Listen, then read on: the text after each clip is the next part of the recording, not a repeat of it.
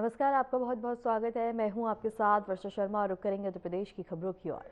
उत्तर प्रदेश के मुख्यमंत्री योगी आदित्यनाथ ने पुलिस महानिदेशक राजीव कृष्ण से मुलाकात कर राज्य में कानून व्यवस्था की स्थिति और सुरक्षा प्रबंधों की समीक्षा की। इस दौरान उन्होंने पुलिस अधिकारियों को निर्देश दिए कि आम जनता की सुरक्षा सुनिश्चित करने के लिए पूरी तत्परता और सतर्कता बरती जाए।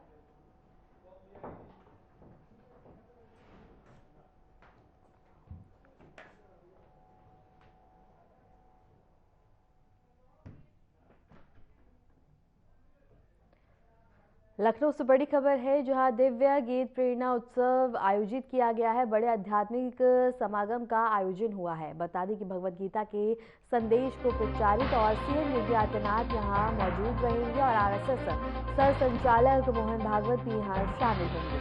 इस वक्त की बड़ी खबर हम आपको बता रहे हैं, जहां सीएम योगी आदित्यनाथ भी मौजूद रहेंगे और इसके साथ ही मोहन भागवत भी यहां शामिल होंगे। की बड़ी खबर बता दें, दिव्य गीता उत्सव का आयोजन किया जाएगा और इसके साथ ही इस आयोजन में उत्तर प्रदेश के मुख्यमंत्री योगी आदित्यनाथ शामिल होंगे और इसके साथ ही मोहन भागवत भी यहाँ उपस्थिति दर्ज करवाएंगे।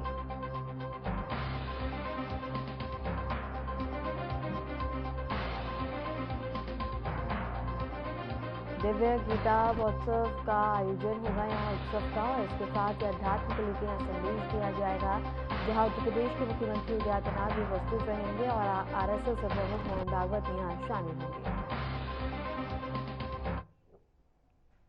रुक करेंगे अगली बड़ी खबर की ओर। लखनऊ से बड़ी खबर है, जहां 9वीं राष्ट्रीय जमहूरी की औपचारिक शुरुआत डिप्टी सीएम ब्रजेश पाठक इसका उद्घाटन करेंगे। चुरक जमहूरी अस्पताल का उद्घाटन करेंगे, 100 बेड अस्पताल का उद्घाटन करेंगे और डिफेंस एक्सपो ग्राउंड में भी कार्यक्रम का आयोजन होगा। इस वक्त की बड़ी खबर हम आपको बता रहे हैं, जहाँ डिप्टी सीएम ब्रजेश पाठक उद्घाटन करेंगे। डिफेंस एक्सपो ग्राउंड में इस कार्यक्रम का आयोजन किया जाएगा, जहां डिप्टी सीएम ब्रजेश पाठक उद्घाटन करेंगे। 9वीं राष्ट्रीय जमहूरी की औपचारिक शुरुआत होने जा रही है। डिप्टी सीएम ब्रजेश पाठक इसका उद्घाटन करेंगे। चरक जमहूरी अस्पताल का भी उद्घाटन होगा और 100 बेड अस्पताल का उद्घाटन करेंगे। डिफेंस एक्सपो ग्राउंड में इस कार्यक्रम का आयोजन होगा। इस वक्त की बड़ी खबर हम आपको बता रहे हैं, जहां डिप्टी सीएम ब्रजेश पाठक उद्घाटन करेंगे।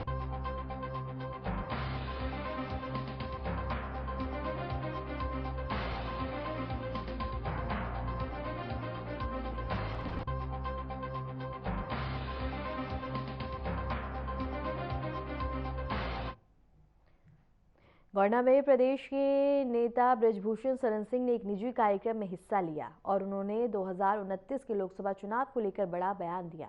मीडिया से बातचीत में ब्रजभूषण शरण सिंह ने कहा कि अगर बीजेपी हमें चुनाव लड़ाएगी तो हम लड़ेंगे और अगर नहीं लड़ाएगी तो हम पैदल भी चुनाव लड़ेंगे। उन्होंने आगे कहा कि जिस दल में वे रहते हैं उस दल को बता दें कि उन्होंने यह भी स्पष्ट किया है कि वह भी रिटायर नहीं हुए हैं।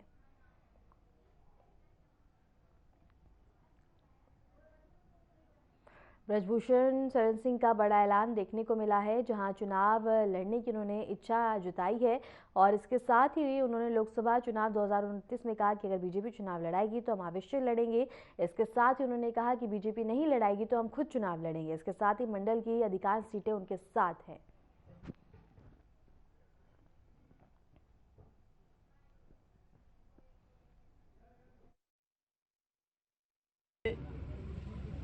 मैं परिस्थिति जन रिटायर कर दिया गया। मेरे क्षेत्र की जनता मुझे नहीं रिटायर करना चाहती थी। हालांकि मेरे बेटे को टिकट दिया पार्टी ने, लेकिन मेरे क्षेत्र की जनता मुझे सांसद के रूप में देखना चाहती थी। मैंने भी उस निर्णय को स्वीकार किया। आज भी मेरे देवीपाटन मंडल की जनता मुझे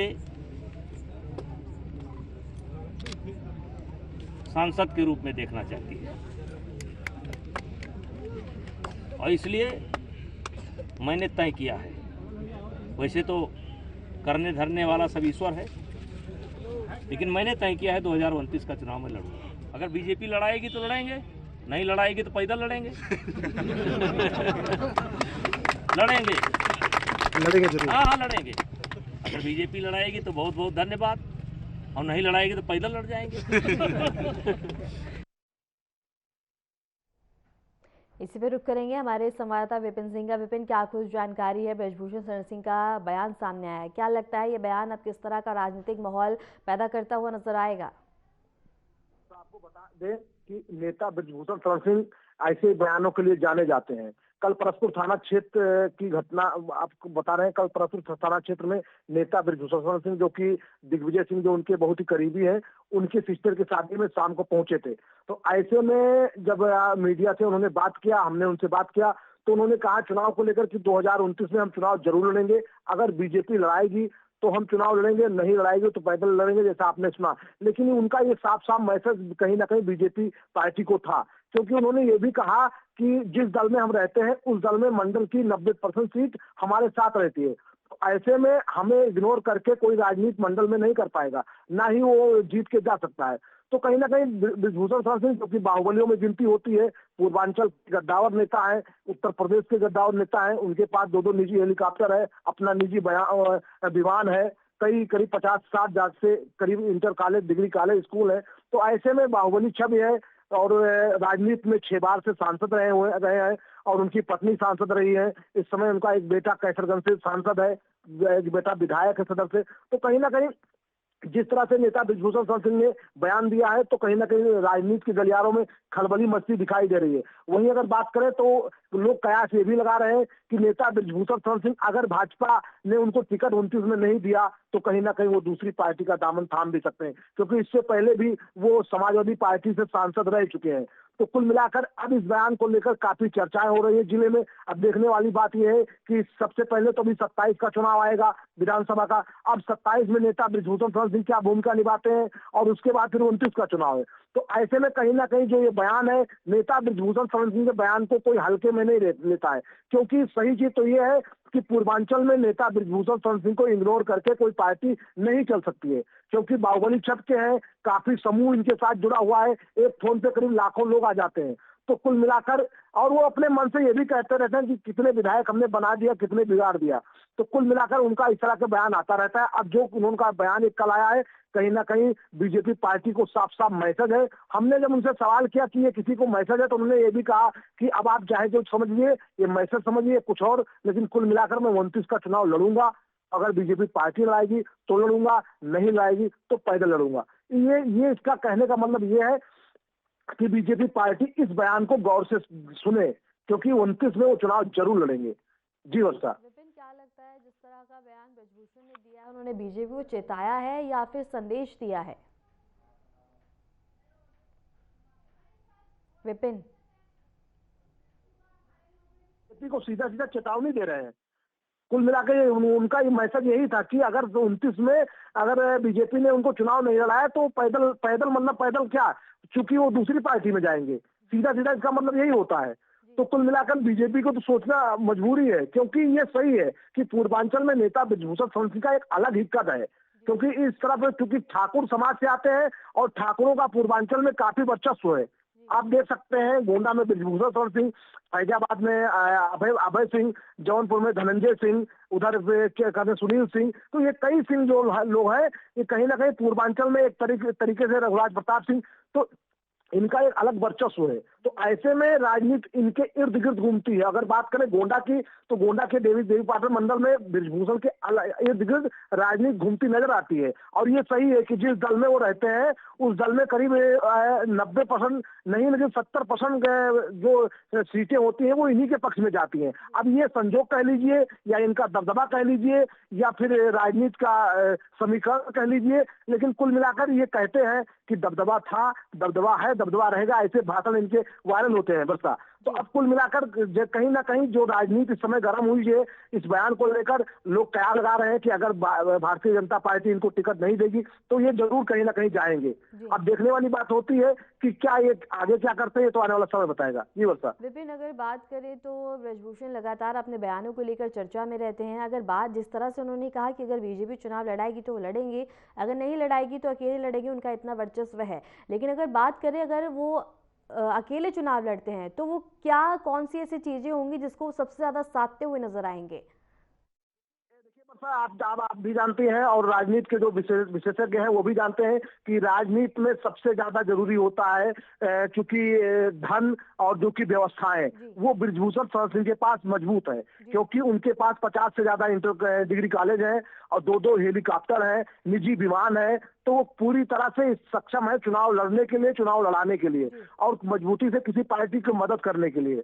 तो कहीं ना कहीं ये आप देख लीजिए कि कोई भी पार्टी, जैसे अब उत्तर प्रदेश की बात करें हम, तो अखिलेश यादव जो कि विपक्षी दल के सशक्त नेता हैं, वो भी अपनी खेमे में नेता बृजभूषण शरण को लाने का पूरा प्रयास करते दिखाई दे रहे हैं। खुल के तो नहीं बोल रहे हैं, लेकिन कहीं ना कहीं जो चीजें चल रही हैं राजनीति में, उससे कयास लगाया जा रहा है कि नेता बृजभूषण को अखिलेश यादव अपने खेमे में करना चाह रहे हैं 2027 में ही कि चुनाव में वो आ जाए और अखिलेश यादव की सरकार बन जाए।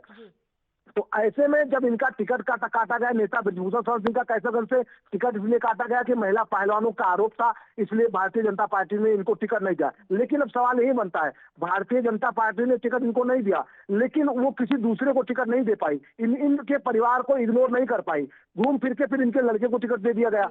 तो कुल मिलाकर इतना दबदबा इनका है, इसको कोई इग्नोर कर नहीं पाएगा। तो ऐसे में इसी चीज को लेकर नेता बृजभूषण शरण सिंह आए दिन बयानबाजी करते हैं कि हमें इग्नोर करके कोई राजनीति में, पूर्वांचल में, देवीपाटन मंडल में नहीं कर पाएगा। जी वर्षा।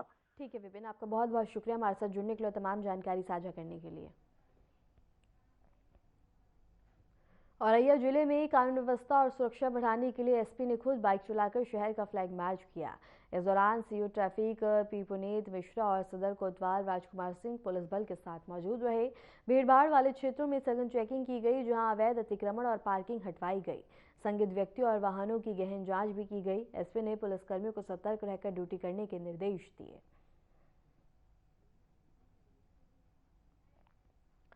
और इसके साथ ही एसपी का फ्लैग मार्च देखने को मिला, जो है एसपी खुद बाइक चलाकर सड़कों पे बता दें कि जांच करते हुए नजर आए हैं। और इसके साथ ही बता दें कि पुलिसकर्मियों को सतर्क ड्यूटी करने के निर्देश दिए हैं।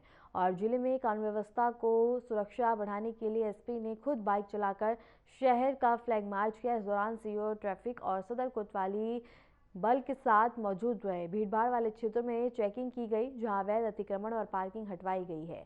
संदिग्ध व्यक्तियों और वाहनों की गहन जांच भी की गई और एसपी ने पुलिसकर्मियों को सतर्क रहकर ड्यूटी करने के निर्देश दिए।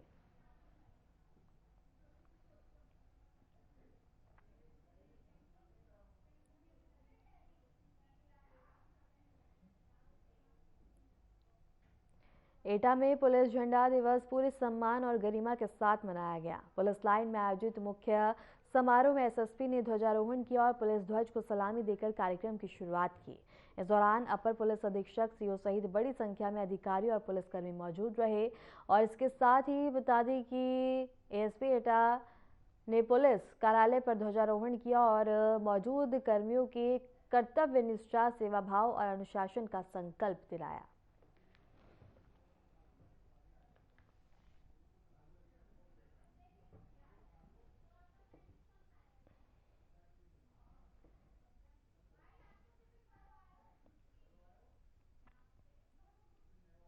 सीतापुर जिलाधिकारी के निर्देश पर शहर में अतिक्रमण के खिलाफ बड़ा अभियान चलाया गया। सड़क किनारे लगातार बढ़ते अतिक्रमण से लोगों को राहत दिलाने के लिए प्रशासनिक अधिकारी खुद मौके पर पहुंचे। अभियान के दौरान टीम ने दुकानदारों और राहगीरों से अपील की है कि वे सड़क पर कब्जा न करें और यातायात सुचारू रखने में सहयोग दें। जिन इलाकों में अतिक्रमण पाया गया है, वहां मकानों और दुकानों पर निशान लगाने का काम जारी है, ताकि आगे की कार्रवाई सुनिश्चित की जा सके।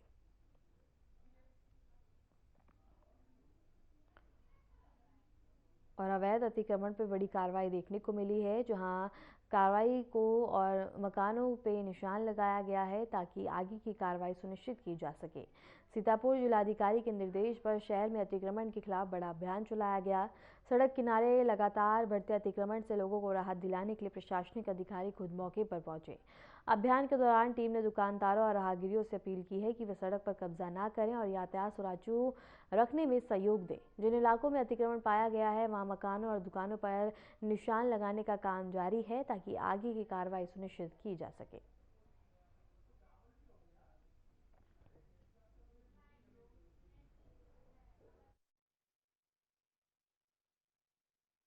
बैनर्स और एडवर्टाइजमेंट ये सब लगा के रखा है नाली के आगे बढ़ के, तो वो सब हटाने के लिए हम अनाउंसमेंट करा रहे हैं ताकि लोग खुद से हटा सकता है और हमें उसको हटाने का जरूरत नहीं पड़ जाएगा।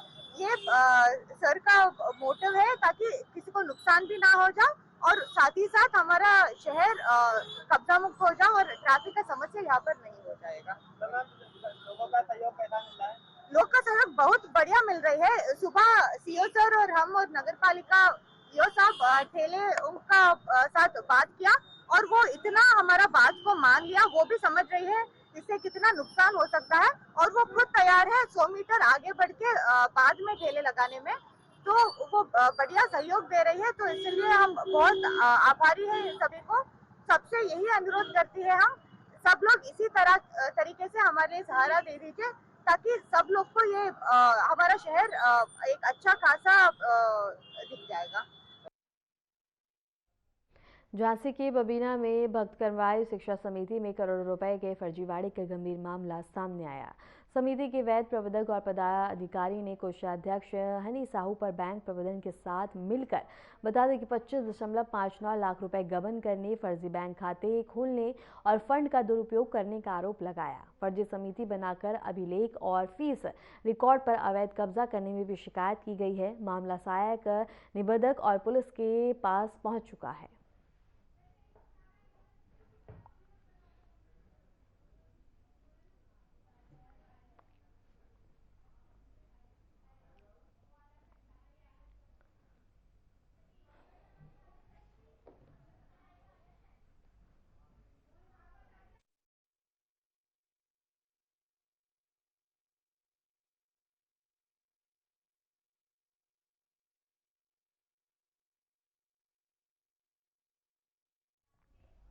गाजीपुर की मशहूर दुकान अग्रवाल स्वीट्स का देसी घी नमूना लखनऊ लैब में जांच में फेल पाया गया।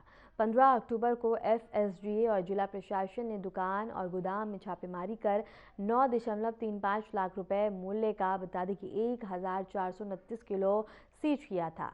जांच में नमूने फेल होने के बाद अग्रवाल स्वीट्स और घी निर्माता कंपनी के खिलाफ सख्त कार्रवाई की जा रही है।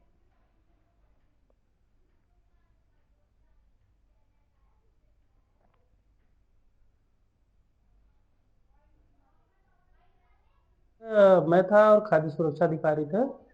उस समय मिलावट के संदेह के आधार पर इनके यहाँ से घी का नमूना लिया गया था और 1439 किलोग्राम जो है घी 9,35,335 रुपये सीज किया गया था। इसकी रिपोर्ट जो है लैब से प्राप्त हो गई लखनऊ से। इसमें जो है तिल का तेल पाया गया है, विजाती फैट पाया गया है और आयोडीन मान बहुत ज्यादा है, जिससे प्रतीत होता है कि इसमें और अन्य जो है खाद्य तेल मिलाया गया है और इनकी जो है रिपोर्ट जो है मानव स्वास्थ्य के लिए हानिकारक जो है घोषित की गई है। अब इनको जो है नोटिस दी गई है नमूने द्वितीय भाग जांच कराने के लिए। साथ ही जो है इनके प्रतिष्ठान में जो है प्रेम घी जो है ब्रांड का जो है प्रयोग जो है प्रतिबंधित कर दिया गया है। हरदोई में चोरी और टप्पेबाजी पर कार्रवाई के तहत पुलिस ने मुठभेड़ में 2 शातिर सगे भाइयों को गिरफ्तार किया। दोनों के पैरों में गोली लगने के बाद उन्हें अस्पताल में भर्ती कराया गया। आरोपियों से बता दें कि 29,000 रुपए नकदी, तमंचे और मोटरसाइकिल बरामद हुई है। दोनों पर कई जिलों में गंभीर केस दर्ज है।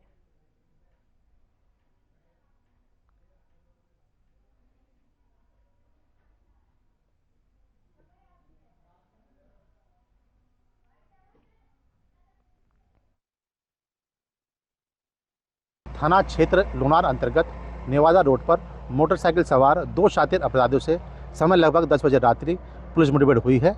इस मुठभेड़ में फर्रुखाबाद जिले के रहने वाले शातिर अपराधी अनिल नट और दीपक नट, जो कि सगे भाई हैं, पुत्रगण साधु नट निवासी ग्राम निनुआ, थाना फतेहगढ़, जिला फर्रुखाबाद के ये दोनों लोग रहने वाले पैरों में गोली लगने से घायल हुए हैं, जिन्हें उपचार हेतु CSC 52 भेजा गया है। इनके पास से 2 अवैध तमंचे और कारतूस व हरदोई जनपद के विभिन्न थाना क्षेत्र में हुई चोरी घटनाओं के माल बरामद हुए हैं।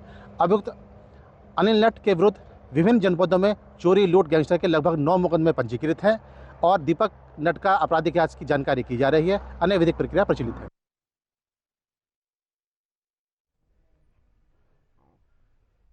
और इसके साथ ही आपको बता दें कि मुठभेड़ में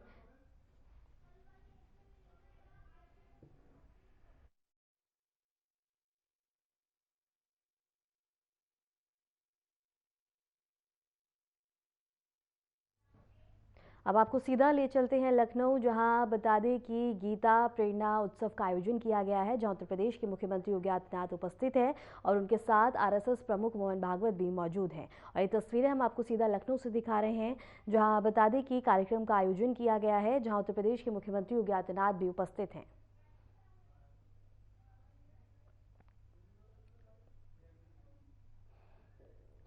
और लखनऊ से ये तस्वीरें हम आपको सीधा दिखा रहे हैं, जहां दिव्य गीता प्रेरणा उत्सव का आयोजन किया गया है। और इसके साथ ही बता दें कि यहाँ उत्तर प्रदेश के मुख्यमंत्री योगी आदित्यनाथ उपस्थित हैं और उनके साथ बता दें कि आरएसएस सर संचालक मोहन भागवत भी मौजूद हैं। यहाँ तमाम व्यवस्था की गई है कार्यक्रम में और इसके साथ ही दोनों का ही भव्य तरीके से स्वागत किया गया है और सीएम योगी आदित्यनाथ भी यहाँ मौजूद हैं। ये तस्वीरें हम आपको सीधा लखनऊ से दिखा रहे हैं, जहाँ बता दें कि दिव्य गीता प्रेरणा उत्सव का आयोजन किया गया है। बड़े आध्यात्मिक का ये आयोजन है, जहां बता दें कि भगवद गीता के संदेश को यहाँ प्रचारित किया जा रहा है। सीएम योगी आदित्यनाथ यहाँ उपस्थित हैं, मौजूद हैं और इसके साथ ही उनके साथ आरएसएस सर संचालक मोहन भागवत भी मौजूद हैं और दोनों का यहाँ भव्य तरीके से स्वागत किया गया है।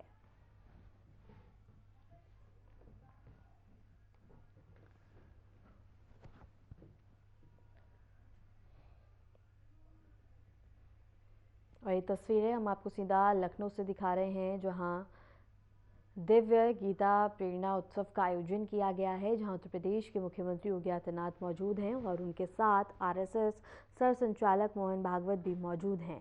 कार्यक्रम को बता दें कि भव्य तरीके से सजाया गया है, जहां बड़े आध्यात्मिक समागम का आयोजन और इसके साथ ही बता दें कि भगवद गीता के संदेश को यहाँ प्रचारित किया जा रहा है, जहां सीएम योगी आदित्यनाथ मौजूद हैं।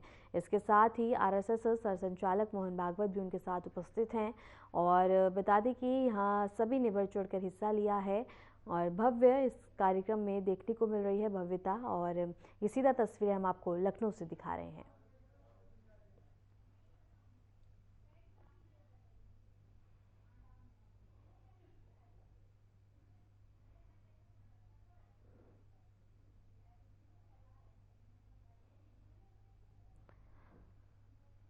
लखनऊ से ये तस्वीरें हम आपको दिखा रहे हैं, जहां दिव्य गीता प्रेरणा उत्सव का आयोजन किया गया है और बड़े आध्यात्मिक समागम का यह आयोजन है, जहां सभी उपस्थित हैं और उत्तर प्रदेश के मुख्यमंत्री योगी आदित्यनाथ यहां मौजूद हैं और उनके साथ आरएसएस सर संचालक मोहन भागवत भी मौजूद हैं। और इस कार्यक्रम में भव्यता देखने को मिल रही है, जहाँ दोनों का ही भव्य तरीके से स्वागत किया गया है।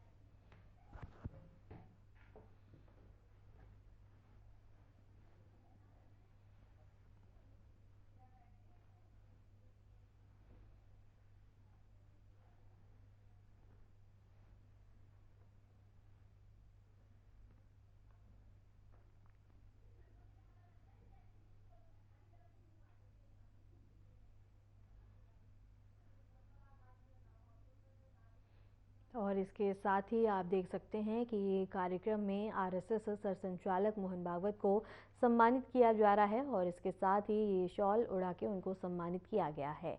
भव्य तरीके से इस कार्यक्रम की शुरुआत हो रही है। आप तस्वीरों में देख सकते हैं, लखनऊ से तस्वीरें हम आपको सीधा दिखा रहे हैं, जहां बता दें कि सीएम योगी आदित्यनाथ भी मौजूद हैं और इसके साथ ही बता दें कि तस्वीर भेंट भी की गई है मोहन भागवत को, जहाँ सभी में काफ़ी ज़्यादा हर्षोल्लास भी देखने को मिल रहा है। और इसके साथ ही ये तस्वीरें हम आपको सीधा लखनऊ से दिखा रहे हैं, जहां दिव्य कार्यक्रम का आयोजन किया गया है और इसके साथ ही भगवद गीता के संदेश को यहाँ प्रचारित किया जा रहा है। इसके साथ ही आप देख सकते हैं कि मोहन भागवत को पुस्तक भी यहाँ पे भेंट की गई है और भगवद गीता दी गई है यहाँ पे, जहाँ सीएम योगी आदित्यनाथ भी उनके साथ मौजूद हैं और यहाँ सभी अपनी सहभागिता उपस्थित करते हुए नजर आ रहे हैं। और इसके साथ ही तस्वीर हम आपको सीधा लखनऊ से दिखा रहे हैं।